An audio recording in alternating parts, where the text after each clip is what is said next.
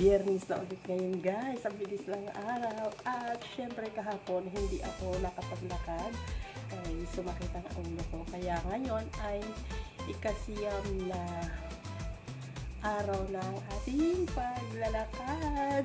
So, yun na sa ating day guys. Look ko, may paglabata, diba? So, tsaga-tsaga, is diet at saka lakad. So, samahan niyo ako guys sa maglalakad tayo. Pero, magbibideo lang ako kung saan mayroong liwanag ng konti lalo sa mga ilaw dahil ano pa lang ngayon guys, alas 4:30. So, mga 4:40 siguro ako lalabas. Hindi guys. Nagmimigas lang natin guys. Nagmimigas lang guys. At so, ito na ang medyas. Ang aking mag-medyas. So, samahan niyo ako. Okay. Kukunin ko pala yung dadalhin ko yung aking mic. Mag-mic ka guys. Ayan. Madali na isuot ang aking sapatos. Salamat sa aking sapatos.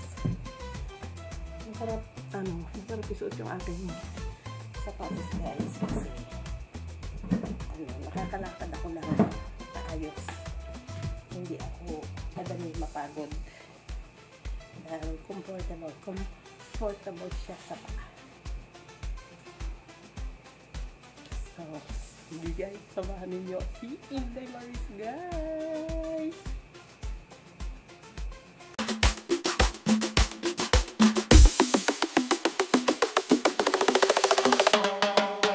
Guys, andito na tayo ngayon sa labas ng bahay at nag-uumpisa na po ako na maglakad. So, ayan na, naglalakad na ako guys, medyo madilim. So, po yan, nag-railing yung mga saksakin ng mga bahay guys. Ayan. Andito na ako sa may rotonda. So, here ka. Yung aming gate, nandun sa, yun ang haba guys, yung ano na kalsada. So, yan lakad.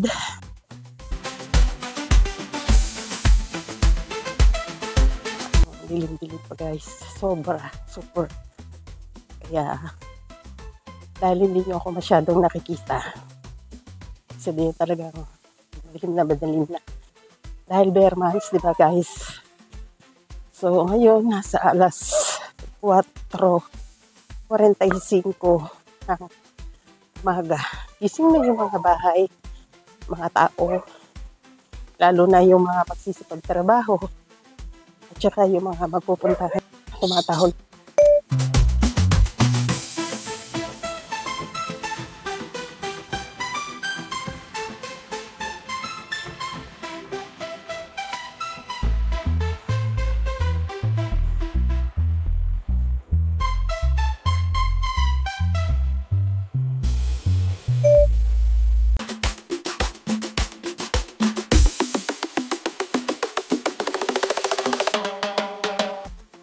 Kapagod. Pagod na ako mga loves. Ganyan talaga. Kailangan talaga mag-pagod na si Inday Maris. Pero wala tayong magagawa kasi siyempre ginusto natin to. Tsaka siyempre para na rin sa ikaw gandang katawan. Kailangan na din kasi talaga guys. Kailangan na. So, thank you guys. Lakad na ako ng straight guys ha. Huwag niyo naman ako mamalit. My gosh, my goodness. Tiyaga lang. Madilim guys.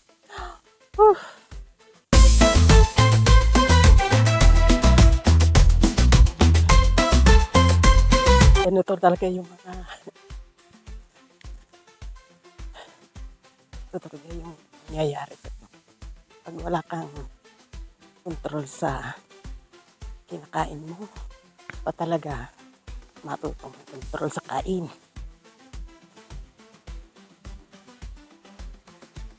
Diba guys?